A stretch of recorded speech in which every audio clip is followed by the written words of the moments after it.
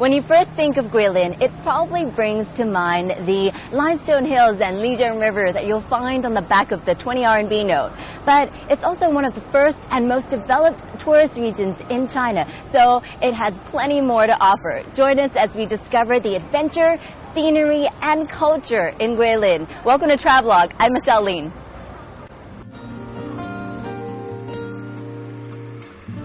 Located in the northeast corner of Guangxi Zhuang Autonomous Region, Guilin is on the itinerary of most visitors to China as they rise to the challenge of making it to all the most beautiful cities in the country. Renowned for its scenery of limestone hills and waterways, this picturesque city is generally packed with tourists, so it's no wonder that the main industry here is tourism. Now, I hear the tour guides in Guilin could speak more foreign languages than their counterparts anywhere else in the country, so they can explain to their guests in any number of languages that in Chinese, Guilin means Forest of Osmanthus, a name that obviously comes from the sweet osmanthus trees that fill the city with their perfume, especially in October when the flowers are in bloom. It's a great time to visit, but rest assured, even if you come at a different time of year, you'll still get the same sense of serenity.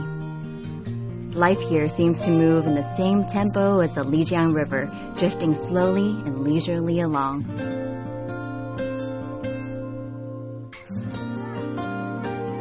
One of the most recognizable symbols of Guilin is the iconic Elephant Trunk Hill in the south-central downtown area. Rising at the confluence of the Li and Peach Blossom Rivers, Elephant Trunk Hill was originally called Li Hill, then Yi Hill, and Chenshui Hill. But over time, its resemblance to an elephant dipping its trunk into the river gave rise to the popular name used today. This 3.6 million-year-old hill is the most photographed image of Guilin, and I think it's a must-visit tourist spot, even if it's just to take a photograph proving you've been here. One tip though, come when the sun is not directly overhead to get the best pictures. The standalone hill towers 55 meters above the rivers, and you can climb if you like, or you can take a boat into Water Moon Cave, which is part of the hill between the trunk and the body. Here you'll find many carvings and inscriptions. The most famous is a poem written by Liu Yu, one of the 4 great poets of the Southern Song dynasty.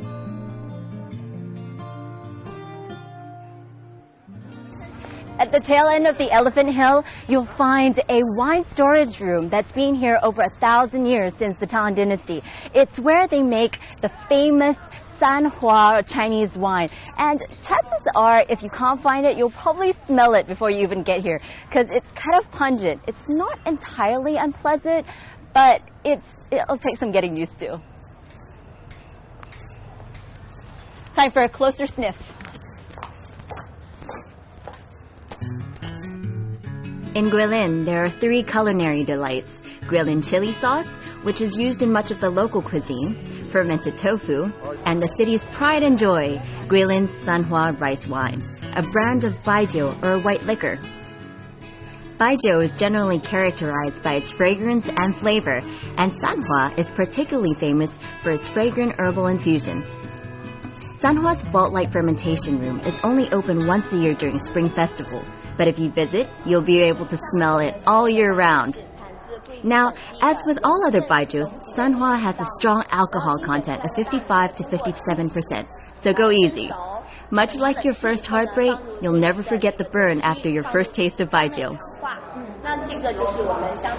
So I was told that in the old days, you'd find one of these things, well, much larger versions of it, in most courtyard homes. And it was a drinking game, very popular with scholars and poets. So what would happen is, people would stand at different corners, and they'd place a glass into the water, and wherever the water pushed the glass, that person would have to recite a poem and then drink.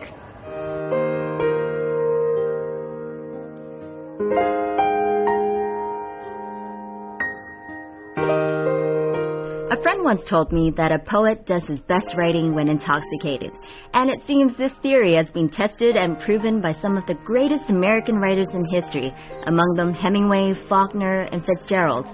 Now, while the choice of drink may differ, I hear the Chinese literati crowd also believe this to be true. Back then, drinking wasn't considered a social ill. The early Chinese writers and artists thought drinking was an elegant way of passing time.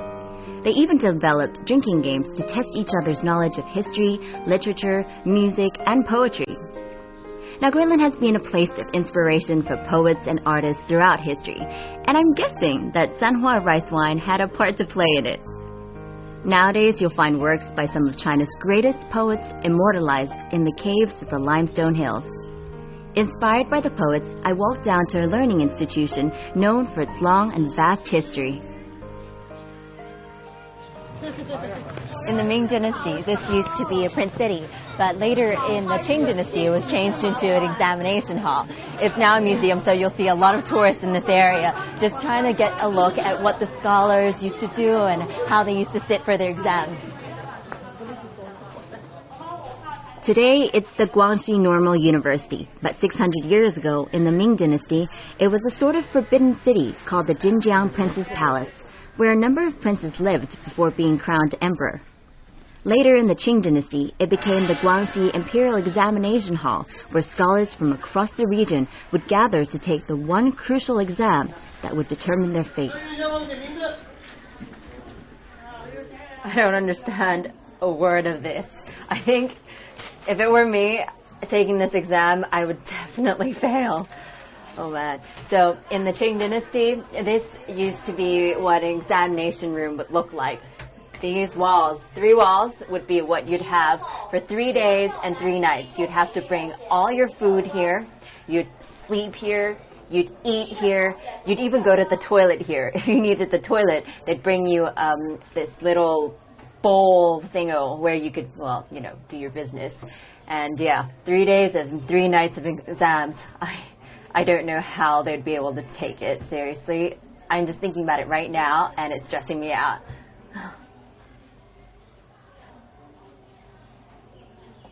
Did you know that they spend 3 days and 3 nights in this room?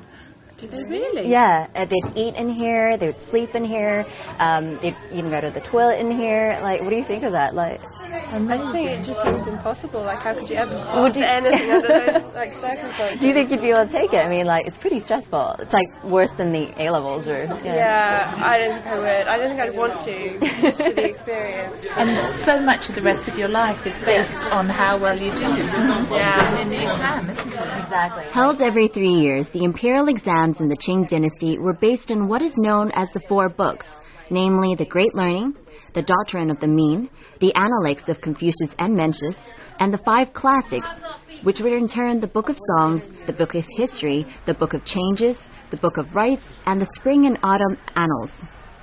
In the examination, the scholars would have to follow a rigid essay form and structure to write what was called the 8-part essay, in which no liberal ideas were tolerated. Now, most of the candidates were from well-to-do backgrounds. This was partly because studying took up a lot of time and hiring tutors was costly. However, any man, regardless of social status and age, was entitled to sit the examination, so you can just imagine how many had to go intent on gaining upward social mobility. Though anyone caught cheating was immediately punished with their lives.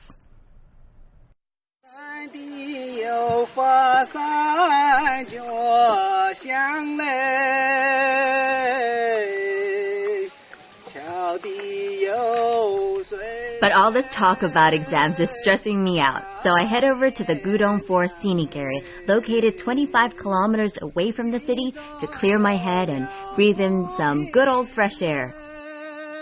The forest here covers an area of 1,000 acres, and that's sure to guarantee the quality of air I'm searching for. I'm told that many photographers come here, especially in autumn, to grab a shot of the red maple trees. But I'm here for an entirely different reason, to get a look at the many waterfalls scattered on the slopes of the mountain. And unlike many other places where you're taunted by a gushing fall that you're not able to swim in, at the Gudong Forest, you can trek up the mountains in the water, and this includes climbing up the falls. But for those of you who'd rather keep your head and feet dry, there's also the option of hiking up the trails that meander through the forest. So if you're going to climb up the waterfall, you're going to need to change into these straw shoes that are made by the Zhuang ethnic minority. Are they pretty? So they tell me that it needs to be one size bigger than your actual shoe size. And you're pretty much ready to go. Got to watch out for your safety, so you'll wear one of these too. How does this go?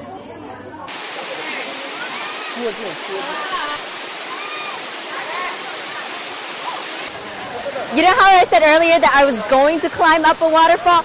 Well, I really meant it. My first time, this is me going up the waterfall. Woo! Very excited!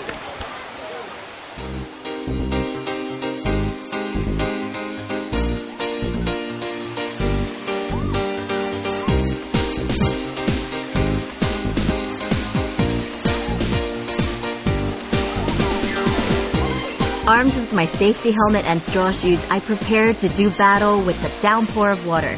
It doesn't look high, but it's still going to be a slippery climb. Oh, that was so awesome! First waterfall I've ever climbed before. I went all over, but where was it? There are 6 waterfalls on the trail up, divided by little streams and ponds that are never more than knee-deep. So if you can't swim, don't worry, you won't have to.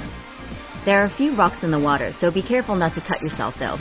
But I'll tell you, these straw shoes are really something. In the water, it feels like you're actually walking on a flat surface.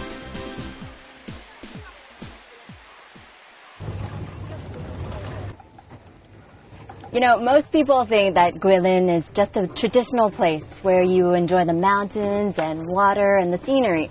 But what they don't know is that there's an awesome sculpture park here, and it exhibits more than 200 pieces by international artists. So it's pretty awesome. You can either take a walk around or, ride a bike or, do what I'm doing and grab yourself one of these buggies. Guilin is a city that's famous internationally. It may not be as cosmopolitan as Beijing or Shanghai or as commercialized as Guangzhou or Shenzhen, but it's a place that's beautiful and peaceful, a place where you'd want to plant your roots and leave your mark. Well, that's just what several internationally renowned artists have done at Yizhi Paradise, perhaps as an excuse for them to return. Yizhi Paradise is a large-scale sculpture park that opened in 1996, featuring works by international and Chinese sculptors. The park started as a place that would hopefully inspire future generations of artists. The owner's idea is to make a cultural bequest of standing freeforms surrounded by nature, integrating modern styles into the timeless backdrop of Guilin scenery. I think the cool thing about this place is that it still maintains a lot of Guilin's characteristics, amidst the park and everything, in the background you'll be able to see the mountains that Guilin is actually famous for.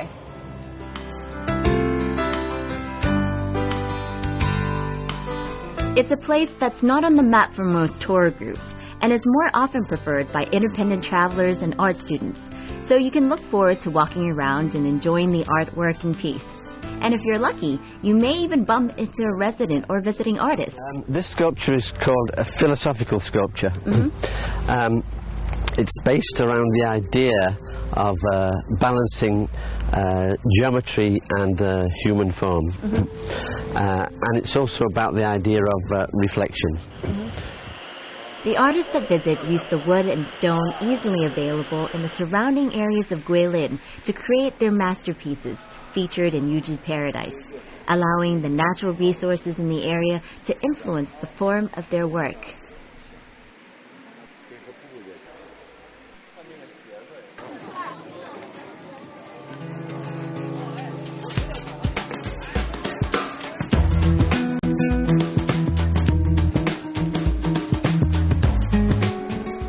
While the scenery of Guilin is spectacular by day, I've heard that at night there's an equally amazing yet wholly different experience.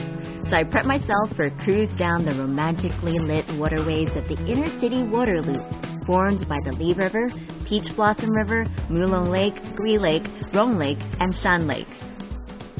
You can also take the less expensive day cruise of the 2 rivers and 4 lakes, but in my opinion, it's worth shelling out a little extra for the night cruise. It takes about 2 hours to complete the cruise, so just sit back and enjoy the cultural performances and magically lit bridges on the journey.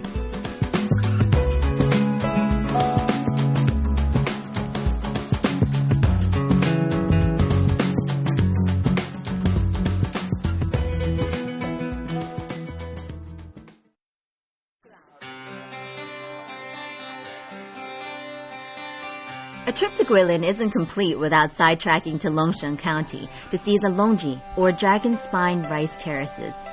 It's a 3-hour drive from Guilin to Longsheng and another hour along meandering mountain roads to Longji, a vast region of rice terraces wrapped around Longji Mountain. In and around Longji, you'll find the village homes of the Dong, Zhuang, and Yao ethnic minorities. On the way to the rice terraces, we stop at Changfa-chun, a Yao ethnic minority village where the women are famous for growing their hair, some to as long as 1.8 meters. I walk around the village in search of the Yao women, and on the way stop to appreciate their simple but naturally beautiful homes. The wooden houses were recently rebuilt using traditional building techniques that have been used over generations. You'll even find some of the old wood from their previous houses integrated into their new homes.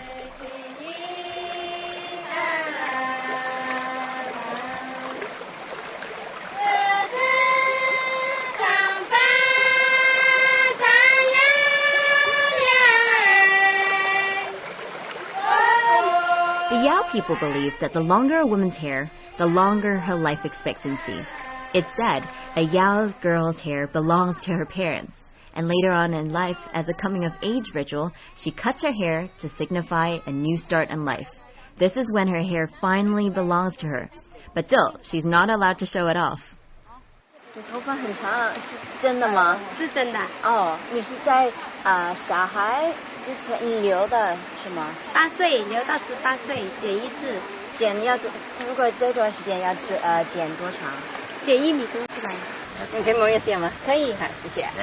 Wow, her hair is so beautiful. So the Yao ethnic minority only cut their hair once. The women only cut their hair once in their lifetime when they're 18 years old.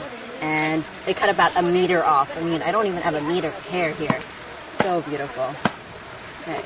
这是阿妹，有一个结了婚有小孩了，像这个发起这个，就是有这个发髻，就是生了，哎，像我这个就是生了小孩，就有这个发髻，像这个就是结了婚还没生小孩，哦，的头型，哦，如果没结婚吗？没结婚也是这个头型，就用那个地方布包起来，哦，但是不可以给人看的。哎，对。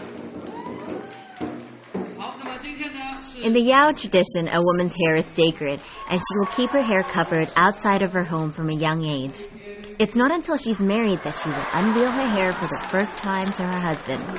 After she's married, she'll expose it and wear it piled flat across her head. When she has children, she will pile her hair and knot it towards the front of her head. All of which means it's easy to determine the marital status of a Yao woman just by looking at how she wears her hair. I can't imagine what they must have thought when they saw my short crop. If you come here, you can even take part in a mock traditional Yao marriage, which amused the locals immensely.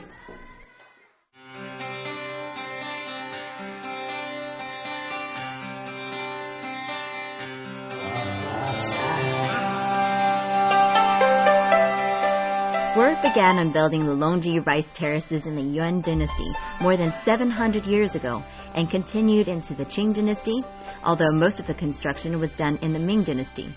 Luckily for us, this man-made wonder built in the course of several centuries has survived the test of time. Every year, tourists flock from all over to admire the hard work done by so many so long ago. In Chinese, Longji means dragon spine, which is a pretty apt description of the terraces as they meander up and down the mountaintops. Longji covers an area of 66 square kilometers. That's almost 20 times the size of New York Central Park or the Yuanmingyuan, the old summer palace in Beijing. I knew there was no way we were going to be able to cover all that ground in a couple of days, but I was ready to see as much as possible. I'd already been told that it was going to be quite a hike with the steepest point inclining at a 50-degree angle. Ouch! But as it turns out, there are many routes up the mountain, and the locals here will be happy to point out the way to ones that are less steep. Now, don't be surprised if a Yao woman comes up to you and offers to lug your bags up the mountain in the straw basket she carries like a backpack. They tell me they're used to walking up these mountains and stroll along leisurely while the rest of us are left panting. They charge 30 RMB per basket one way and will take you up to your hostel or wherever you want. So if you're not feeling very confident about carrying your own bags up, these incredibly strong women can help you out, not to mention point out some great sights along the way. It's harvest season at the moment, and the women will split their time between the fields and working as part-time porters and tour guides. But whichever season you decide to come, you'll find Longji's scenery a sight to behold. I hear that one of the most beautiful seasons to be in Longji is spring, when the rice crops are planted and the rain irrigates the terraces, a sight that's been described as silver ribbons wrapped around the mountains. When the sky is reflected off the water surface, apparently you'll really get a sense of the grandeur and majesty of the landscape. Every year around mid to late September, the Longsheng Cultural Festival takes place here, lasting a month until the end of harvest season. Many tourists come here at this time for the harvest celebrations and cultural performances by the Yao ethnic minority.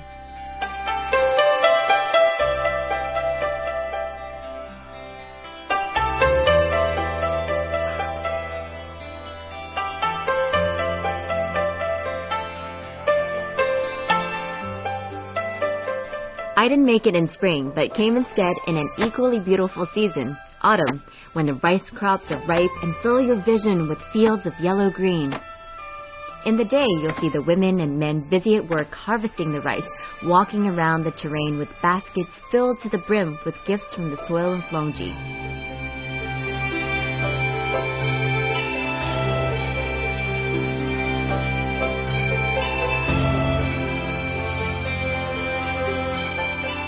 But every night over the harvest festival period, rows of oil candles made of animal fat light up the terraces, twinkling like stars in a sky that's fallen to earth.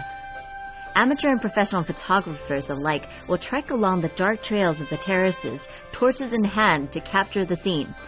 So make sure you go before sunset to land a good spot. But be it day or night, the more enthusiastic photographers will be there long before.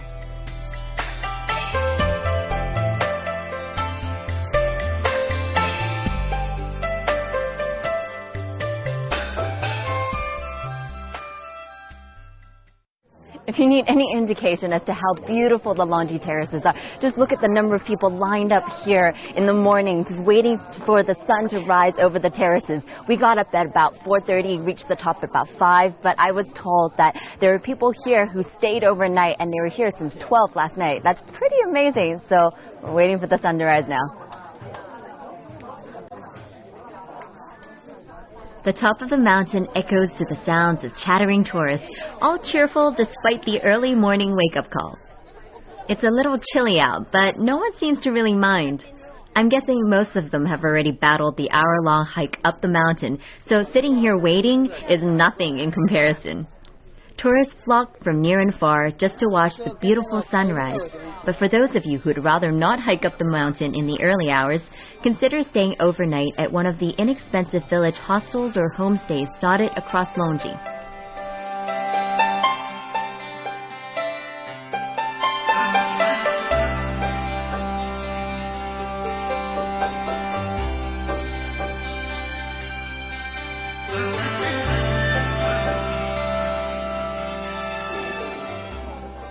You know, there are places that are beautiful, that leave you reveling at the wonders of Mother Nature. And then there are places that are amazing. And if you're looking for the latter, well, Guilin and Longji are the places to be. Join us in our next trip to Yangshuo. I'll see you then. But in the meantime, keep those bags packed. I'm Michelle Lin. Thanks for watching Travelogue.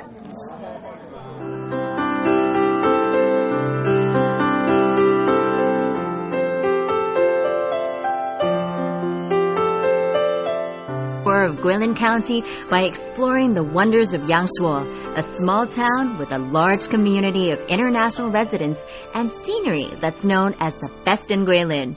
Not sure that's possible after Longji? Well, we'll have to see. Join me then.